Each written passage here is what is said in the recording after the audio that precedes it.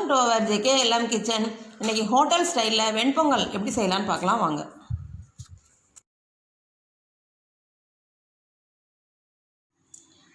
வெண்பொங்கல் செய்ய 1 கப் பச்சரிசி எடுத்திருக்கேன். இதை ஒரு பவுலில் ஆட் பண்ணிக்கலாம்.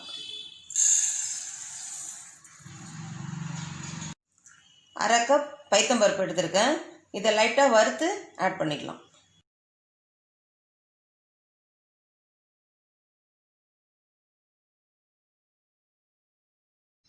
பைத்தம்பருப்பை வறுக்கும் பொழுது ஸ்டவ்வை மீடியம் ஃப்ளேமில் வச்சுட்டு கலர் மாறாத அளவுக்கு வறுத்துக்கலாம்.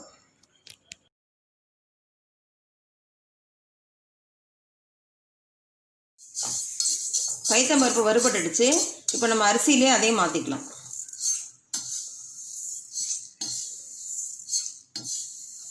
நம்ம வறுத்த பாசிப்பருப்பு அரிசியில் ஆட் பண்ணிட்டோம். இப்போ இதை தண்ணி ஆட் பண்ணி ஒரு 2 முறை வாஷ் பண்ணிக்கலாம். 2 முறை வாஷ் பண்ணி எடுத்துட்டோம். இப்போ இந்த பவுலில் இருக்கிறத குக்கரில் மாற்றிக்கலாம். 5 கப் தண்ணி ஆட் பண்ணிக்கிறேன்.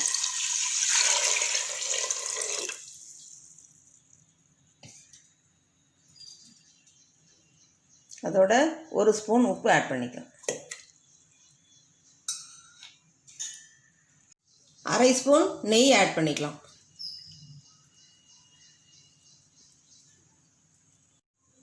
இப்போ ஸ்டவ்வில் வச்சுட்டு குக்கரை க்ளோஸ் பண்ணிக்கலாம். ஒரு விசில் வச்சுட்டு 5 நிமிஷம் லோ ஃப்ளேமில் வச்சு இறக்கிக்கலாம்.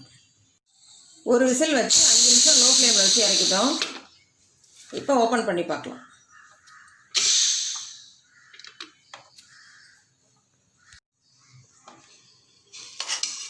பொங்கல் நல்லா வெந்திருக்கு.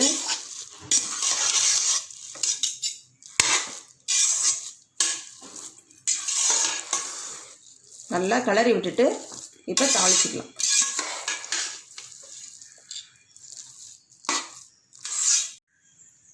பொங்கல் தாளிக்க ஒரு சின்ன கரண்டி வச்சுருக்கேன். அதில் 2 ஸ்பூன் எண்ணெய் ஆட் பண்ணிக்கிறேன். 2 ஸ்பூன் நெய் ஆட் பண்ணிக்கிறேன்.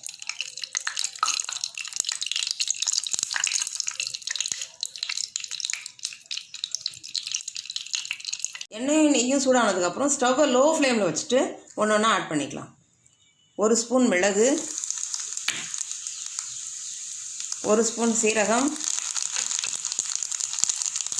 முந்திரி, சின்ன துண்டு இஞ்சியை பொடியாக கட் பண்ணியிருக்கேன், அதையும் ஆட் பண்ணிக்கலாம்.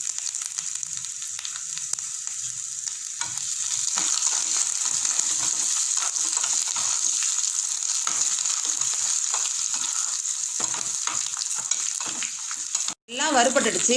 இப்போ ஸ்டவ் ஆஃப் பண்ணிவிட்டு 1/4 ஸ்பூன் பெருங்காயத்தூள், பொடியாக நறுக்கின கருவேப்பிலை, பொடியாக நறுக்கின கொத்தமல்லி தழை மிக்ஸ் பண்ணிவிட்டு பொங்கல் ஆட் பண்ணிக்கலாம்.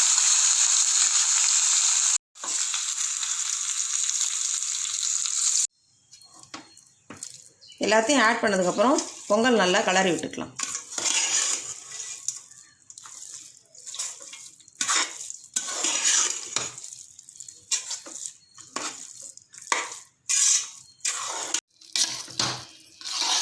நல்லா மிக்ஸ் பண்ணி விட்டுட்டோம்.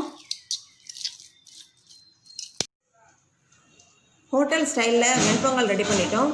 நீங்களும் உங்கள் வீட்டில் ட்ரை பண்ணி பாருங்கள்.